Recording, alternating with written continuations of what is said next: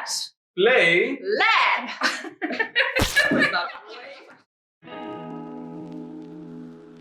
GTA San Andreas. It is a famous game, or perhaps a little infamous. But nonetheless, everyone has heard of the GTA series, and San Andreas might be the most legendary of all games.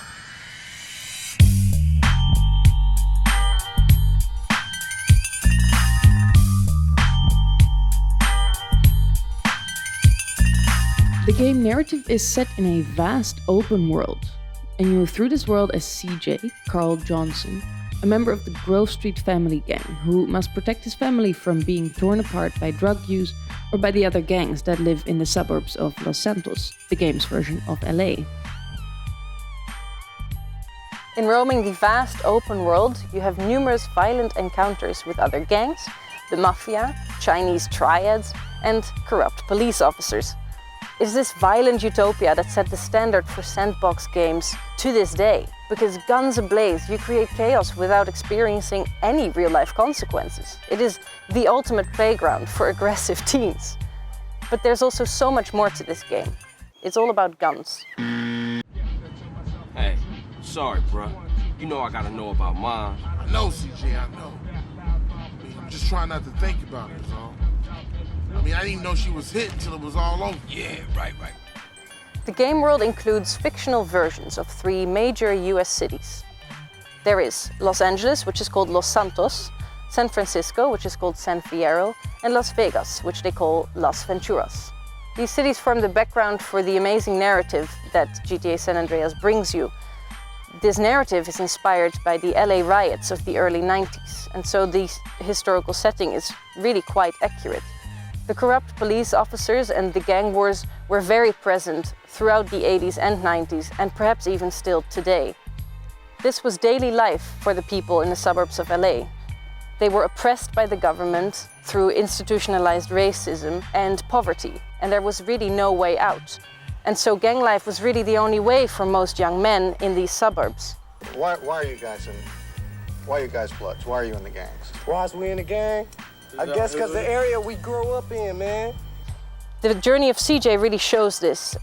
He tries to escape from this life several times and almost succeeds, but each time the family of Grove Street draws him back into the gang wars, and he can never quite escape it. You never did get it, did you, Carl? I need to go check on things in the hood. Man, that's the problem. You always a perpetrator, running from what's real. Man, what the hood done for me? Always dragging me down.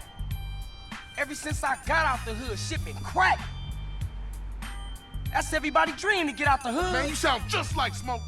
On the one hand, GTA is often used to point out the bad impact that video games can have on especially young players.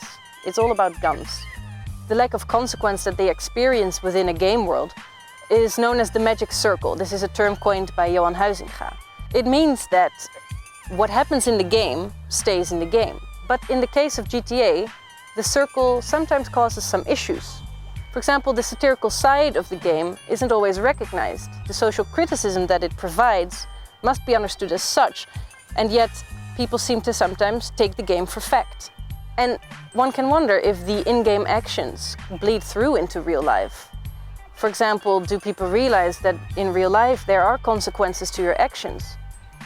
GTA is often accused of being the trigger for violence amongst youngsters. And this is for a reason.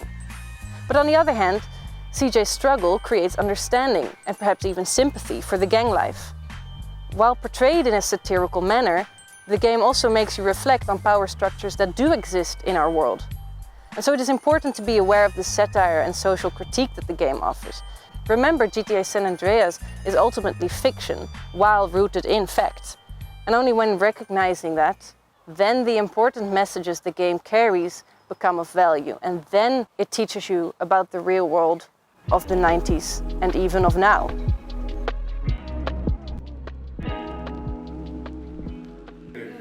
Yeah. Right. All right, that's enough fun.